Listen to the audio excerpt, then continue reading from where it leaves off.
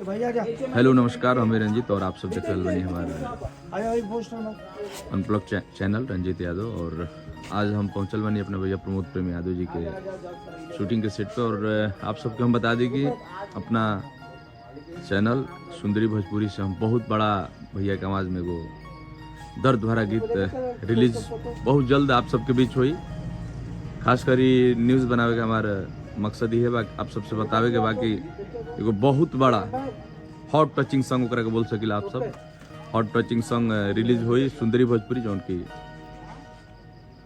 उस चैनल पे पहला गाना हमारा भैया के आवाज़ में आई रहे भरत भी ओकरा के आप सब बहुत प्यार देनी है। दूसरा गाना बहुत बड़ा गाना आ रहा बा भैया के आवाज़ में दर्द भरा गाना। अभी वो गाना का हम नाम ना बताई, भैया कुछ बोली वो गाना के बारे में।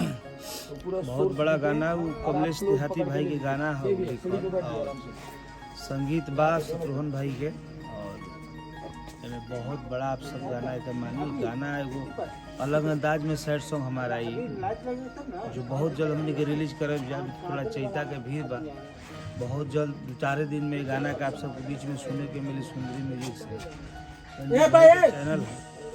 और आप सब इस चैनल के प्यार दिए, इंतजार करिए बहुत तो आप सबके हम बता दें कि बहुत जल्द मतलब चैता अभी 1-2 छुट्टी ओकरा बाद ये गाना आप सबके बीच हमनी के लेके आबि जा। ये गाना के शूटिंग वीडियो शूट हो रहा बा अभी पटना के बहुत ही अच्छा लोकेशन पे। अब बहुत देर से शूट चल रहा बा, अभी मतलब शाम से शूट करत करत अभी सुबह हो गई बा। तो आप सबके विशेष करके वीडियो बनावे के हमार मकसद ये बा कि बतावे के बाटे कि आप सब वो गाना के जरूर प्यार दे बा। बहुत ही अच्छा गाना हॉट टचिंग सॉन्ग बा। हमरा आशा ना भरोसा विश्वास बा कि जैसे आप सब हर गाना के हमारा भैया के प्यार दिला वही तरी वो गाना के भी प्यार देव जा आप सब।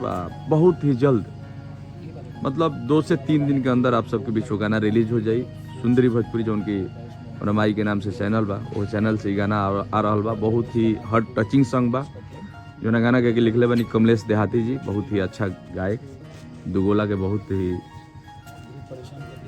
सम्माननीय गायक कमलेश देहाती जी के लिखल गाना है। और अपना आवाज़ में हमारे भैया इतना दर्दनाक गाना गईले बनी कि खैर वो गाना के हम बोल के नहीं बता सकत कितना अच्छा गाना बा। आप सबके बीच वो गाना आई तो खुद ही पता चल जी कैसन गाना बा। ऐसे हम विदा लेते वीडियो से और आप सब जरूर प्यार दे सुंदरी भोजपुरी के। तब तक सब्सक्राइब कर लीजिए, सब्सक्राइब नहीं है कैले क्योंकि वो गाना बहुत जल्द आप सबके बीच सुंदरी भोजपुरी से रिलीज हुई। Thank you, love you, Har Har Mahadev.